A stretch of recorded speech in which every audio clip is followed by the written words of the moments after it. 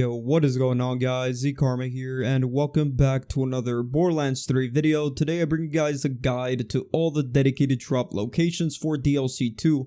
All of these dedicated drops seem to be specific to only these enemies, so if you find this guide helpful in some way, a like rating is always appreciated, and if you want to subscribe for more Borderlands 3 content, that'll be awesome as well. So starting off, we have the Clairvoyance Rifle. This weapon can be dropped by Critchy, which is a legendary hunt enemy. To find him, you need to go to Curse Haven and use this Wither Knot fast travel station.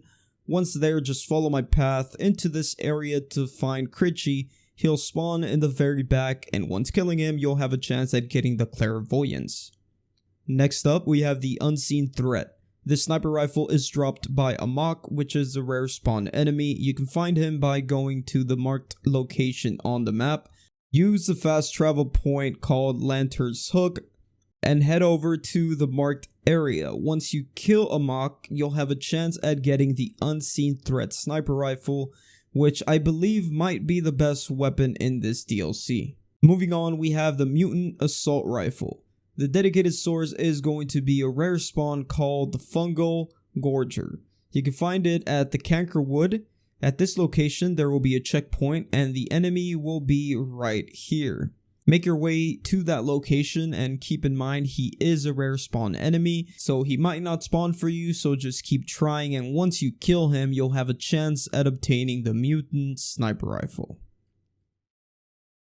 Next, we have the Nothingness. This is one of the strongest weapons from the DLC, and it drops from Gmork.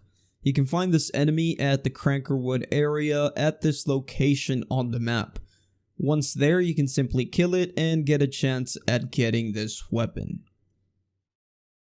Next up, we have Osburn. This weapon can drop from Wendigo, also in Cankerwood. Head over to this location on the map and there will be a checkpoint. Just drop down and you will fight this monster for a chance to get this weapon. I do want to say that this is probably the most annoying boss fight in the whole game, since he only has a red health bar, but he's immune to fire. Quite the annoying fight on Mayhem 4, so I would suggest just dropping to like Mayhem 1 in order to effectively farm this guy. Next up, we have the Soul Render Assault Rifle. This drops from Tom and Zam at the Heart's Desire. You can find them by using the fast travel station called What Beats Beneath. Use this as a checkpoint and simply drop down to kill these guys for a chance to get the weapon.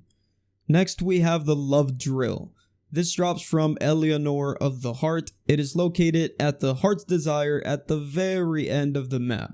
This is the final fight of the DLC, and all you need to do is kill her for a chance to get this weapon. This is also a semi-difficult fight as a heart seems to take a little damage, and the end reward is always mediocre. You hardly ever get legendaries, but don't feel too discouraged because the Love Drill weapon is actually more common than you'd think. Even though you're not going to see legendaries most of the time, after about 5 or 6 kills you should be able to get the Love Drill.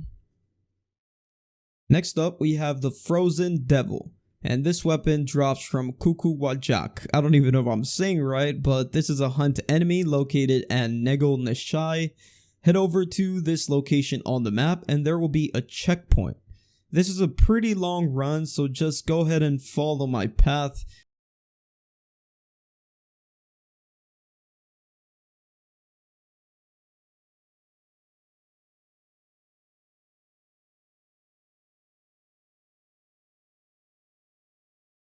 Once here, the enemy will spawn in, and killing him will give you a chance at dropping the Frozen Devil. Next up, we have Hydra Frost. This weapon drops from Chivalrous the Unscathed, located at Negel Nishai. You want to reach this checkpoint on the map, and turn back where you came from and head over to this spot on this cliff, and behind these rocks the enemy will spawn in.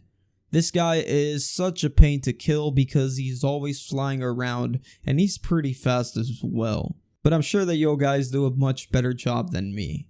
Once you kill it, you might get the Hydra Frost.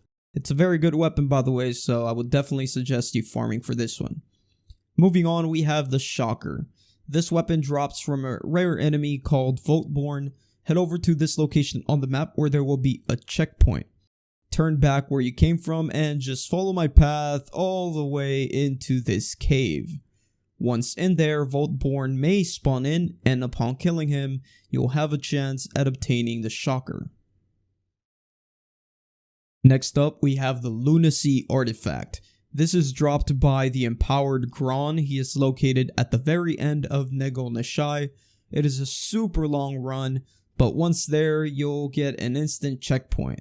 Go ahead and drop down to kill this enemy for a chance at the artifact. I do want to point out that this guy is also a pretty good source for dropping the Old God shield as well as a torch shield. So if you're looking for those shields, you can go ahead and farm this guy. They are world drops, but this guy seems to drop them frequently as well. Next up, we have the Little Yeti. This weapon drops from the Yeti, which is a legendary hunt enemy. He is located at the Skittermaw Basin. Farming him requires a pretty long run, so make sure you get the Snowdrift artifact if possible. Get to this location on the map and just follow my path.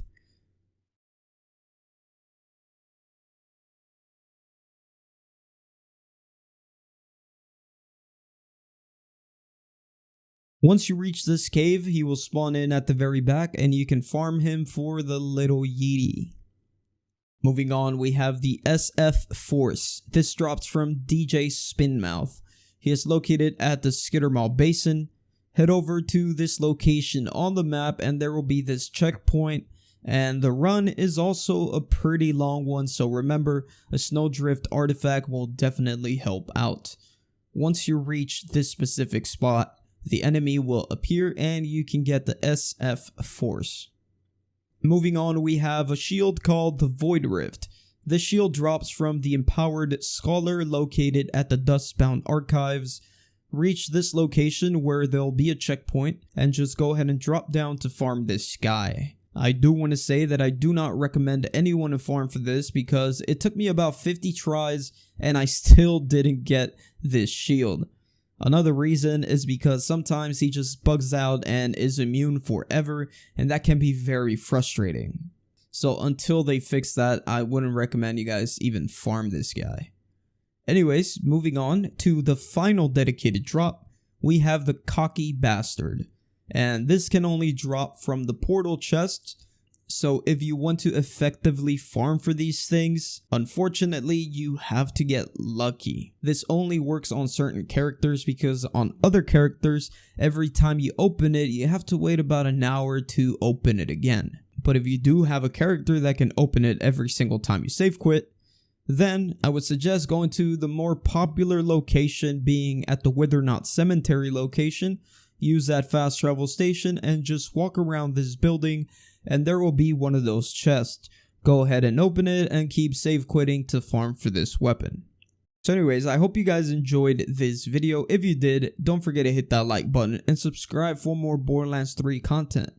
I hope you guys have a fantastic rest of your day and I'll see you guys on the next one. Peace out.